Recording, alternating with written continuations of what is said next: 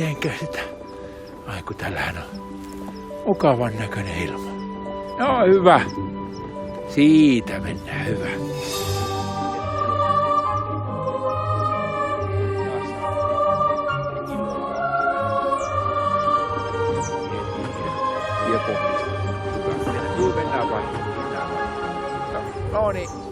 It's the day before Christmas, a festive day. The day Santa Claus fetches his reindeer. This is Comet, his old companion. Today, Santa will load toys by the thousands onto his sleigh. The words of the children's letters from around the world resonate in his ears as his sleigh takes off through the night sky towards the many children excitedly awaiting him.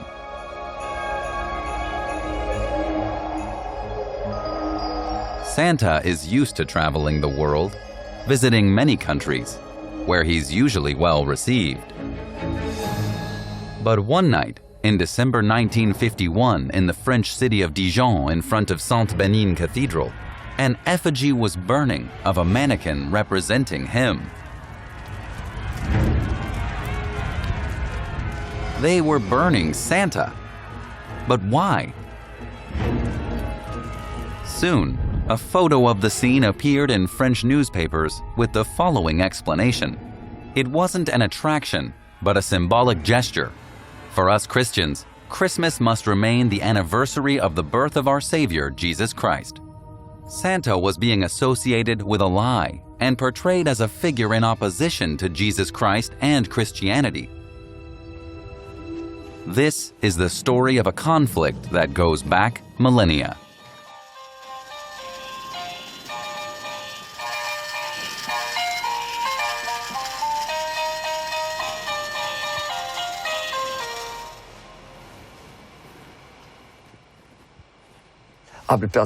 Santa Claus is famous all over the world. Basically, he's conquered the entire planet. Here, for example, we have a Brazilian Santa from 1907, a classic, but he's got the hood in front. I don't know why.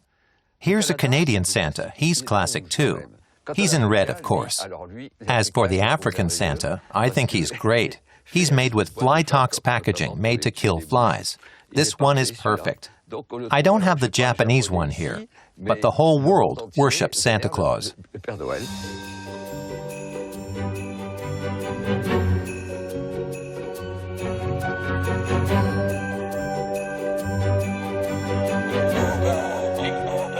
Among the thousands of representations of Santa Claus, one stands out.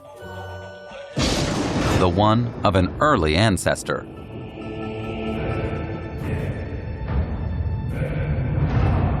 The first ancestor of Santa Claus is found in mythology. 1,000 years before Christ, there was a god in the Scandinavian countries, in the Nordic countries, who was called Odin. And this god Odin was very peculiar because gods are usually worshipped. We give money to people who take care of the gods and to the priests for protection. We give material things to get immaterial things. And this god, the first of his kind, did the opposite. He was the one who gave. So he had a throne in heaven with 2 wolves, and he had 2 ravens, which he sent down to earth to find out whether the children were good or not. And he would reward them at the time of the winter solstice between December 17th to December 25th. And then in Rome, it started in the 5th century BC until the 4th century AD. There was a goddess called Strenia, a very important goddess, whose name in French means gift. And at the time of the winter solstice, she wouldn't bring gifts, but it was in her name that the Roman patricians, the people of the Roman high society, offered gifts to each other, such as sweets or gold objects. Among all of Santa's ancestors, there's also a particular Roman god who is worshipped at the end of the year, when the sun goes down on the horizon and seems to disappear forever.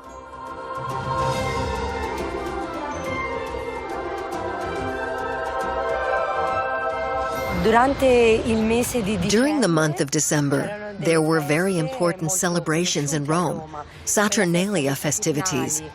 People gave feasts and parties in honor of the god Saturn, the god of agriculture.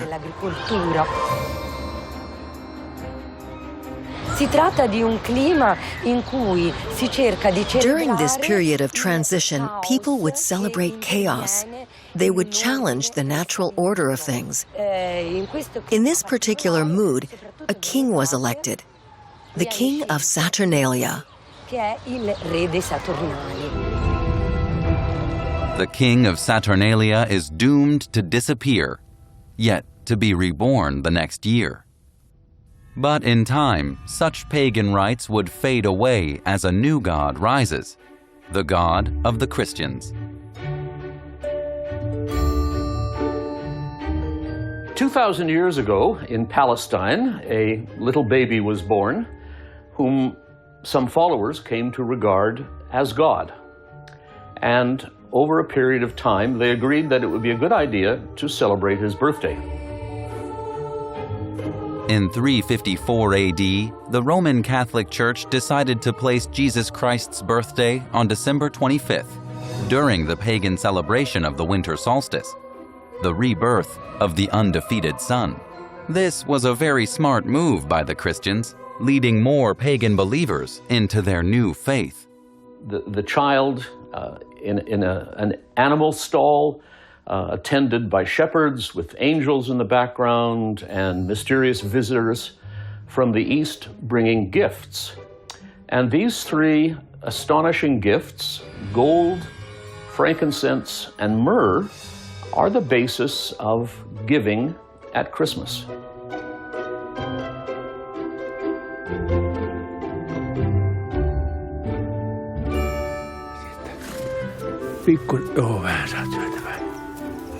Among the many generous figures associated with Santa's history, one is especially central, the one of Saint Nicholas.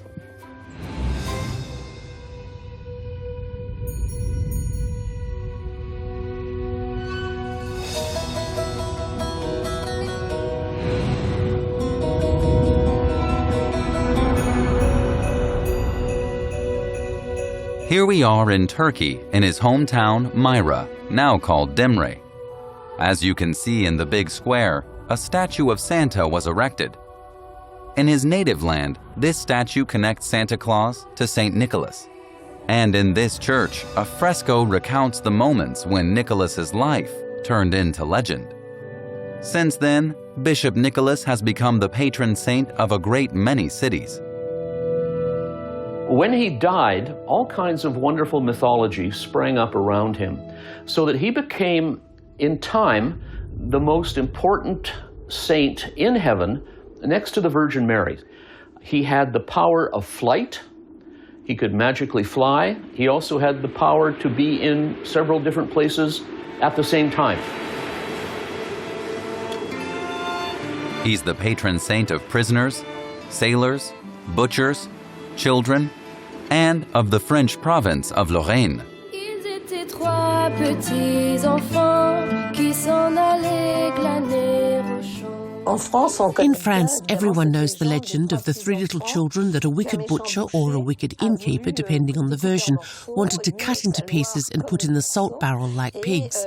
And after 7 years, Saint Nicholas came into the inn or the butcher shop and resurrected the three children.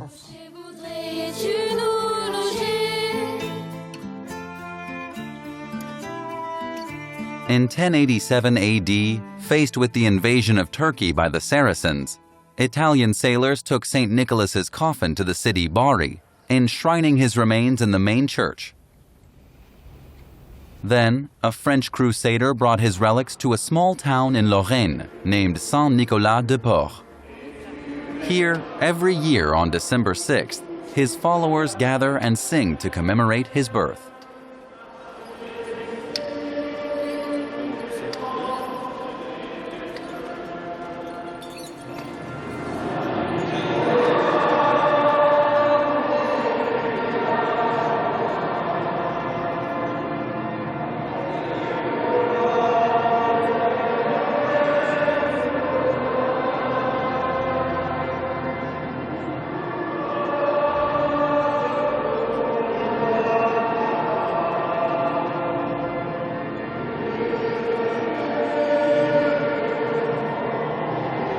In addition to resurrecting the three boys, Saint Nicholas's life was marked by numerous acts of generosity.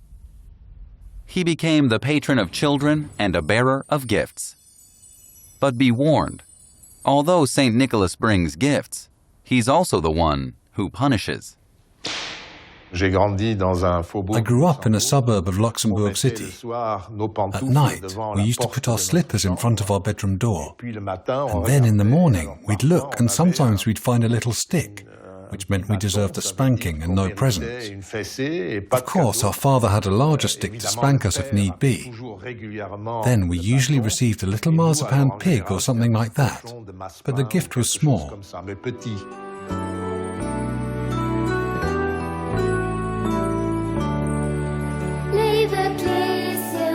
Lieve Kleesje, goede Kleesjen, bring ons Sachen allerhand, für zu gucken, für zu schmachen, aus dem schönen Himmelsland.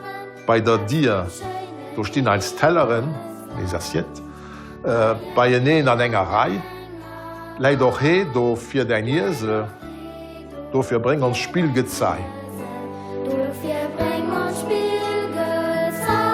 Je me rappelle quand j'étais vraiment tout petit. I remember when I was really little, I caught my dad in the garage with a neighbour changing clothes, and I thought, what the hell is that all about? I didn't understand, because the big metaphysical problem for children is, who is Saint Nicholas? Qui est Saint Nicolas? We can think of Saint Nicholas as a kindly man, bringing goodies, but he was also very stern. And in this, he was also useful to the parents of Europe because he could carry a switch with which to beat children who did not know their catechism, who were disobedient.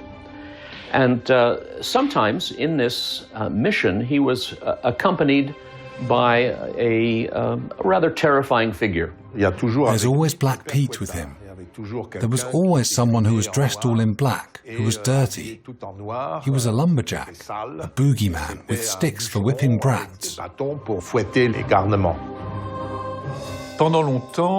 For a long time, things were well separated. The field of religion was the one of baby Jesus, on the eve of December the 24th.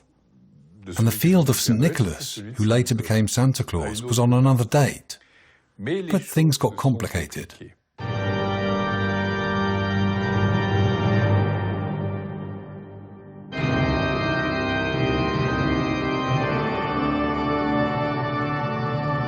What we have in the 1500s is an astonishing religious revolution that we call the Protestant Reformation.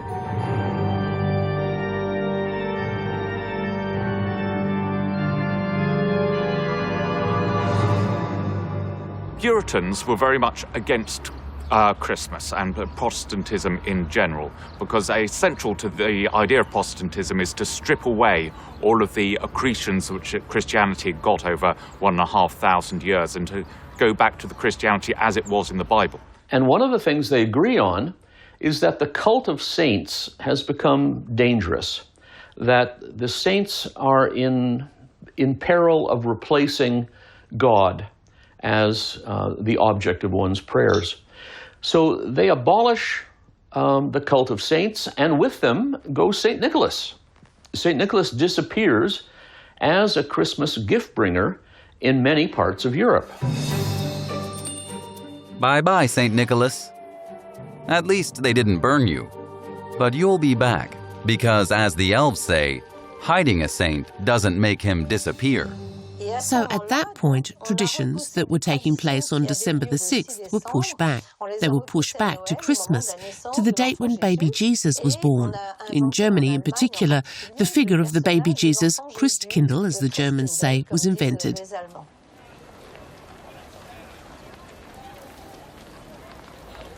In Strasbourg, the rules of the reform were applied. In 1570, a pastor spoke out against the practice of giving gifts to children on St. Nicholas Day. The St. Nicholas Market, which is held on December 6th, was renamed. The order was to call it the Market of the Child Jesus, or Christkindlmarkt in Alsatian. The figure of the baby Jesus is wonderfully theologically correct, but it's a difficult social act to perform to imitate the acts of Saint Nicholas. Saint Nicholas was good, but he was also frightening. And nobody is going to be frightened by the baby Jesus. Saint Nicholas can carry huge sacks or baskets of goodies. A baby can't. And so we see in the 1500s the development, a change in the shape of the Christ child and the appearance of frightening helpers. European folklore is full of beasts that appear at Christmas, and you don't know whether they're going to kill you or give you a gift.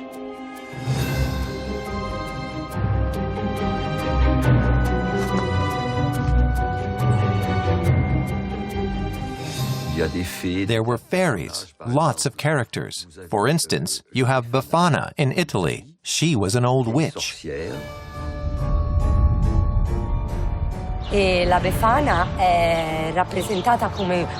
Befana is portrayed as an old woman who's a bit of a witch. She flew in the sky on a broom.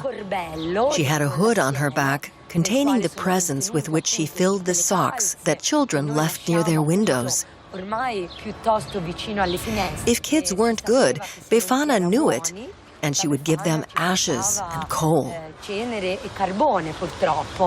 If they were good, she would then bring licorice, which looked like a soft coal, but was made of black sugar.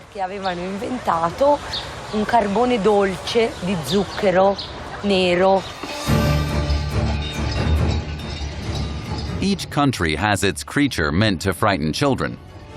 Krampus, Knecht Rupert, Zwarte Piet, Greiler, Schmutzi.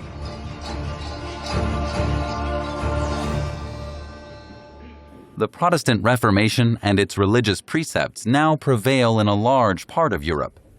In England, the winter figure referred to as Father Christmas was even the object of a trial.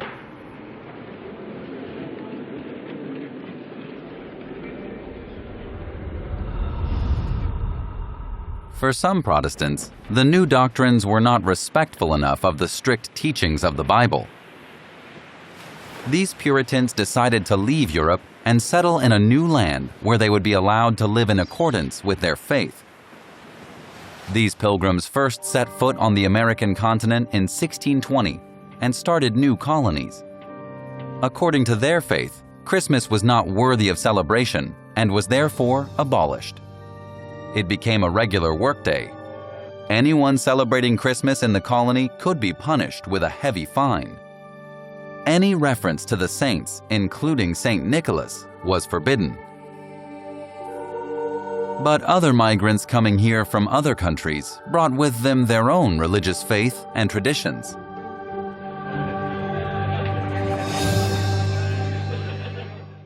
The situation in the cities at Christmas and New Year's had become a social problem. It became dangerous to be out on the streets. In Boston and Philadelphia and New York, gangs would take to the streets. They would bang on pots and pans and blow horns. They would jostle decent middle-class folk. They would interrupt church services at a time when police forces were just in their beginning and could not deal with this. In 1800, the situation in New York City became dire. The city was flooded with new migrants. The Puritans, considering them barbarians, abandoned part of the city. In Manhattan, barricades were erected to protect law-abiding citizens from unruly gangs. Organizations such as the New York Historical Society were founded with the goal of creating a more respectable city.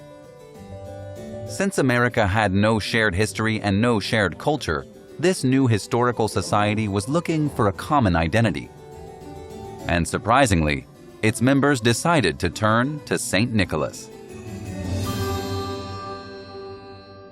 John Pintard was the founder of the New York Historical Society. He was a member of a Masonic lodge made up by descendants of Dutch families. It was Pintard who rekindled the flame of the Sinter Klaas, the Dutch Saint Nicholas. He presented him as a grumpy bishop with a whip standing behind a hive, a Masonic symbol. Santa was now a Freemason. John Pintard tried to make Santa Claus, Saint Nicholas, the patron saint of New York. And so one of the things Pintard was trying to do was to get a tradition that wasn't English. There was another member of the New York Historical Society, and his name was Washington Irving, and he was a comical writer, he was a satirist, and he found Pintard's enthusiasm for St. Nicholas very, very funny. And so he wrote a spoof history of New York, and in his parody history, St. Nicholas, Santa Claus, keeps appearing and helping the settlers to build the houses, sort of appearing out of the sky, smoking a pipe.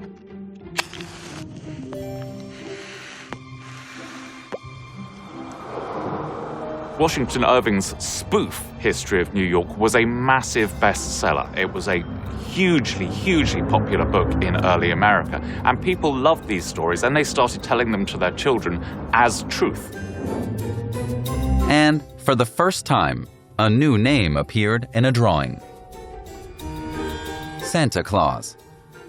A name and a story destined for a bright future.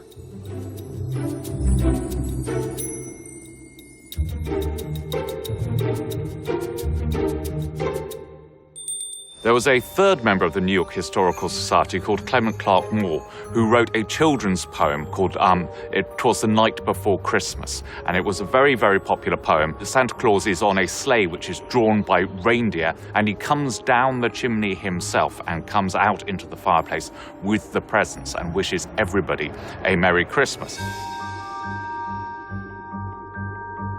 It was the night before Christmas, when what to my wondering eyes should appear but a miniature sleigh and 8 tiny reindeer. As I drew in my head and was turning around, down the chimney St. Nicholas came with a bound. The stump of a pipe he held tight in his teeth, and the smoke it encircled his head like a wreath. He had a broad face and a little round belly that shook when he laughed like a bowl full of jelly.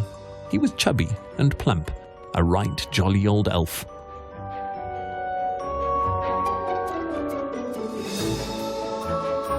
Farewell, Bishop St. Nicholas. Here comes an elf.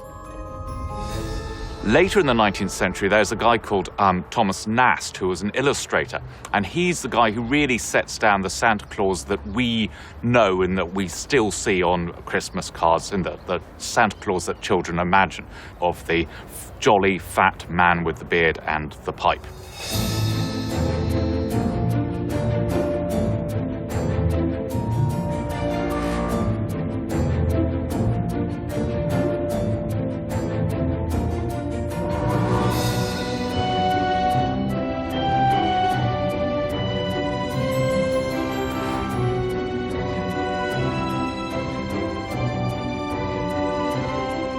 And during the American Civil War in the 1860s, he drew a series of patriotic drawings for a magazine that featured Santa Claus on the side of the Union.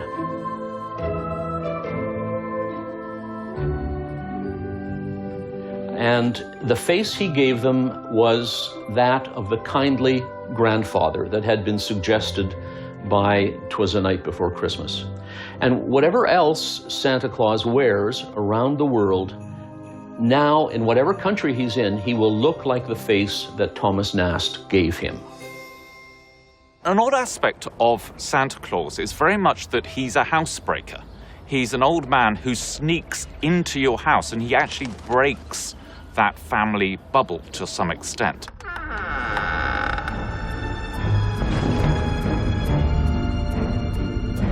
It's very strange when you think about it that we tell our children that there's an old man who's broken into their bedroom and that they should be happy about that.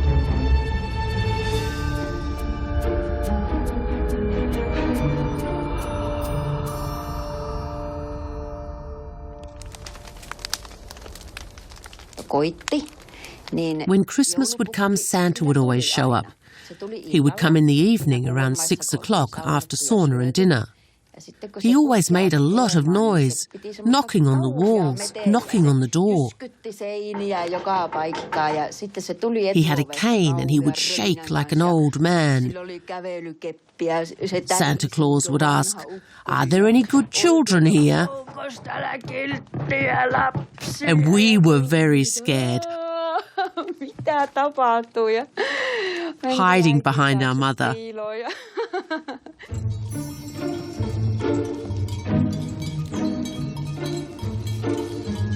Santa Claus would come and sit with us and ask if Katja had been good.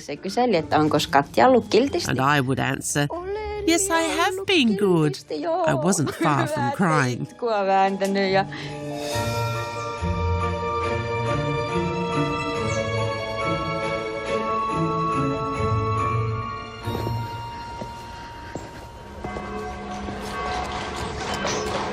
With the Industrial Revolution, Christmas and Santa Claus soon became associated with a profound change in the social order. The bourgeois opposed lower-class values.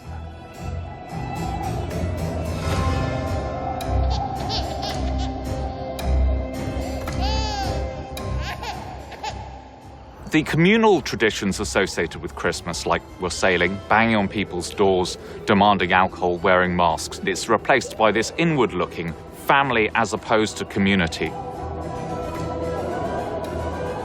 Your table as opposed to the street, your fireside as opposed to the whole city. This new inward-looking celebration. The poor people were really being kept at a distance. And the bourgeois family became a very important part of society, having grown rich at the expense of the working class that Marx described. So for the bourgeois family, Christmas became one of the great annual gatherings, one during which people honoured their own members, showcased their social success and boosted their children's ambitions. Et son ambition pour les enfants.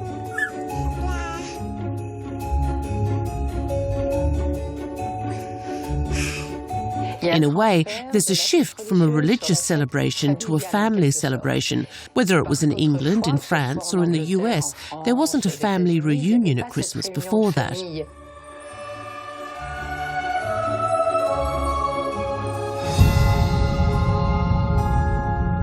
The Protestants banned Catholic religious songs and replaced them with New Testament psalms. So when English writer Charles Dickens wrote A Christmas Carol, he describes a society that is divided between rich, greedy misers and poor but generous people. The Christmas tale tells the story of how one of these misers becomes a better man thanks to ghosts that visit him. They make him realize that charity and generosity can save him from doom.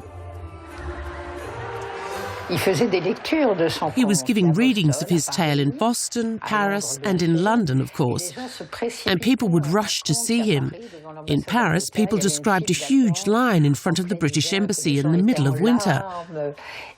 People were in tears.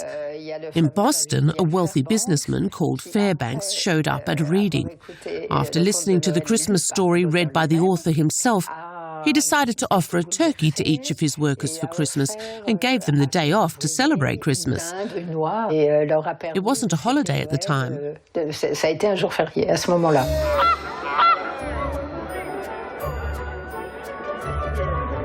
The Goose Club concept in England is a very interesting one, because the bosses forced their workers to save money during the year so they could celebrate Christmas with dignity and buy the famous goose, which was the English dish.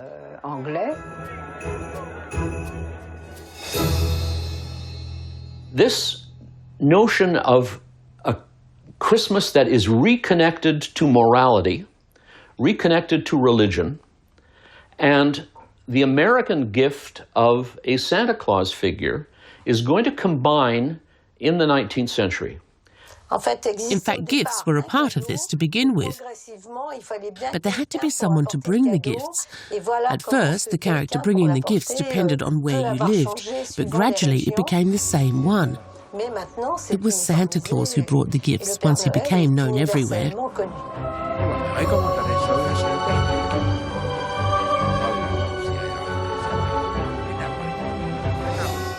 The American-style Santa Claus also became a major commercial figure who invaded the advertising sphere. Santa became universally famous thanks to, guess what? The department stores. They were becoming very popular at the time, and they enrolled Santa as their #1 sales clerk.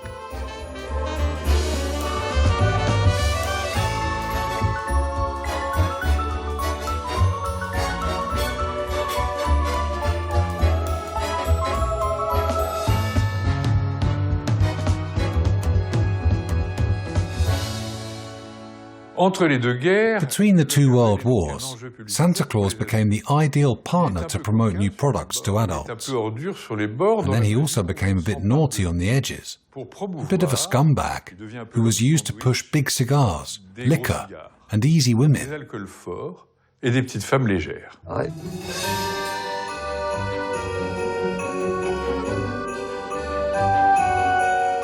So yes, Santa Claus was indeed exploited by advertisers and brands, among which the best known is Coca-Cola. But Coca-Cola certainly didn't invent Santa Claus. Santa Claus is so powerful, Christmas is so powerful that they call forth enemies. And one of these enemies is totalitarianism. In the Soviet Union, after the revolution, celebrating Christmas was considered bourgeois, thus discouraged. So the Communist Party decided to revive a non-religious figure, Ded Moroz, the Slavic wizard of winter. Under the Soviets, Ded Moroz was made to look like a blue Santa who came to offer gifts to the children, not at Christmas, but for the New Year's holiday. Of course, Ded Moroz's imagery was soon used to praise the revolution and glorify the working class of the new regime. Another totalitarian party that also decided to exploit Santa's image for its own benefit was the Nazi Party. When the Nazis take power in 1933, their first thought that the Nazis had is just to co-opt Christmas. So they will try and associate Nazism with all of the good things of Christmas. And so the SS tries to paganize Christmas. They want to move the celebration from December 25th to December 21st, the winter solstice. This is met with a good deal of resistance by the German population.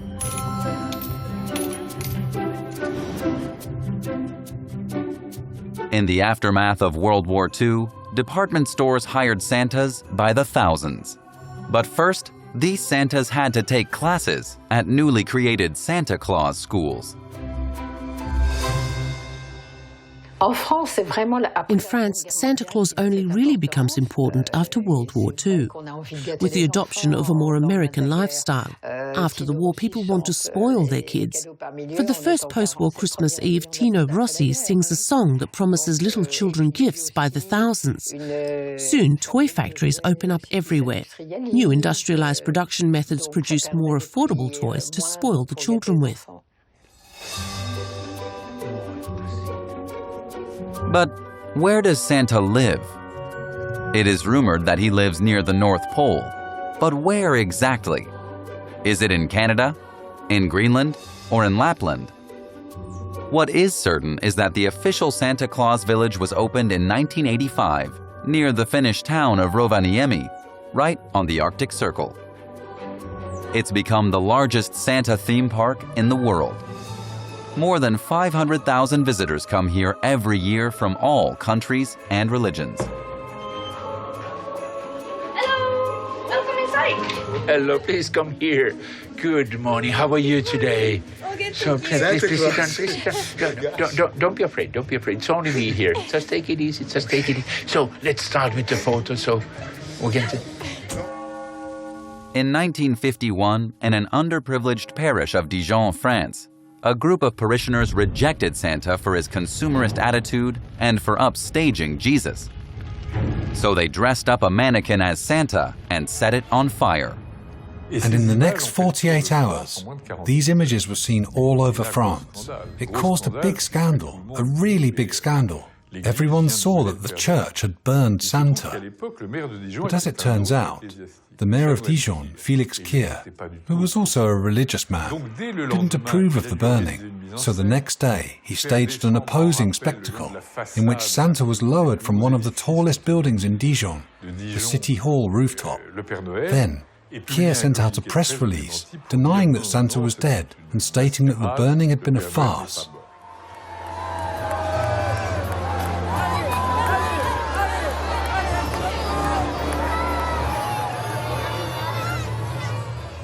This prompted a quarrel between intellectuals that lasted several years. The Carrefour newspaper provided a forum for defenders and opponents. The defendant, Santa Claus, may rise. In the pro-Santa camp, there were French intellectuals like Jean Cocteau, Gilbert Cesbron, or Claude Lévi-Strauss, who dedicated a special essay to Santa. The debate became very heated.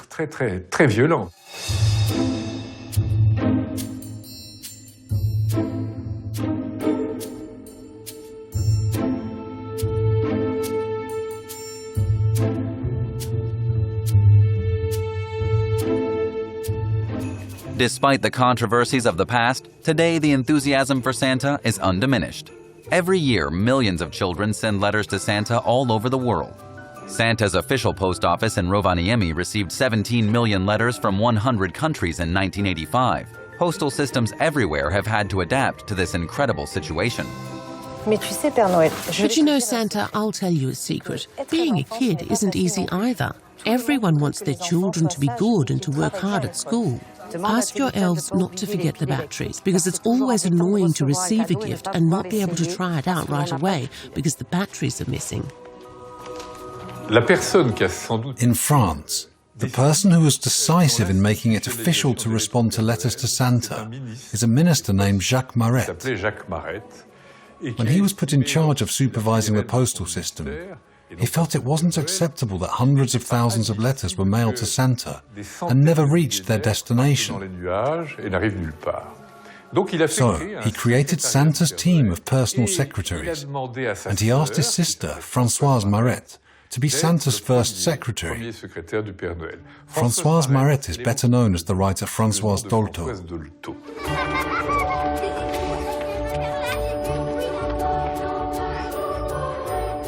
Françoise Dolto understood how important it is for children to develop their imagination. By the way, that's also the reason why Jean Cocteau had been so virulent and angry against François Mauriac and the opponents of Santa Claus. He told them, "You break the dreams of children. You don't have the right to do that." Here's our adorable box of pacifiers, which children send us from all over the world, because growing up is about taking a step. So the kids send Santa their pacifiers, their milk bottles and their cuddly toys. Well, another aspect of Santa Claus and Father Christmas is it's a rite of passage for children to learn that he doesn't exist and that he is, in fact, your father, probably just bringing the presents. At 6, we entered primary school. It's compulsory. And that's where the oldest students would mock us and say, "Haha, they still believe in Saint Nicholas." And then, after a year or two, we found out the big secret, that it was our parents. Sometimes on TV there are commercials with toys on sale. So I wondered, if Santa makes toys, why are they for sale? Santa brings them, so there's really no use in buying them, don't you think? That's when I started having doubts. I thought, if they're on sale, that means that parents probably have to pay for the gifts.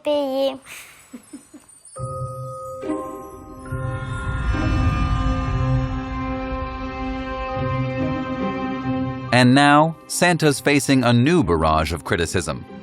Will he survive it? The fight is on. He's targeted. It's Jesus versus Santa. Who represents the true spirit of Christmas, the original one? Santa is the symbol of capitalism, the destroyer of the planet with a terrible carbon footprint. Santa is all about junk food. His health is catastrophic. Cholesterol, diabetes, hypertension, possibly lung cancer because of his smoking habits. People want to hang him, to crucify him. They criticize him of having waited years before introducing himself as a black Santa. What do you expect? He's only the image of those who created him, a reflection of our society. It took him a long time to be accepted as a black man, especially in some parts of the US. In the Netherlands, controversy surrounds the racial implications of Santa's companion, Black Pete. But one of the absolute constants of the history of Christmas is people are always complaining that it's been losing its true meaning. People have been worrying that we've forgotten the true sense of Christmas. And so Christmas is necessarily a nostalgic time when we look back and we worry that we have lost something. So I don't think the interesting thing is that Christmas has become commercial. I think the interesting thing is how worried we are that Christmas has become commercial, because that is our worry about the way that society as a whole is heading. From time immemorial, people have either tried to appropriate his image or get rid of him. He's been banned, forbidden, sacrificed, hanged, burned. But Santa still returns every winter. There's a lot of proof that shows that Santa exists, but none of it's 100% for sure. So I don't always believe in Santa, but I do think he exists.